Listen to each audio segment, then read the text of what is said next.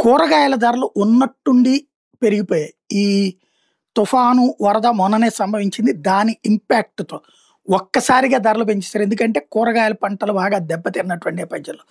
ఇప్పుడు తాజాగా చూస్తుంటే కృష్ణా, గుంటూరు జిల్లాల్లో వంకాయలు మొన్నటిదాకా రూ. 30 పలికింది. 15, 20 గూడా అమ్మారు. ఇప్పుడు ఏకంగా రూ. 60 దాకా వెళ్ళిపోయింది. బెండకాయలు 28 నుంచి 40, 45, 46 దాకా వెళ్ళిపోయింది. బీరకాయలు 25 నుంచి రూ. 35, దొండకాయలు 25 నుంచి 40, 45 దాకా వెళ్ళిపోయింది.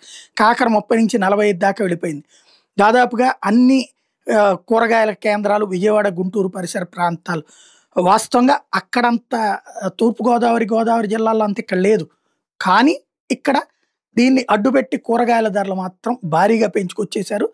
దాదాపుగా అన్ని రైతు బజార్‌లో కూడా ఈ ధరలు భారీగా పెరిగిపోయినాయి. బయట కూడా కూరల ధరలు ఎక్కువ. మొన్నటిదాకా ఏది రూ. 20, రూ. 15 పలికిన టమోటా ఒక్కసారిగా రూ. 50 చేసి పడేశారు.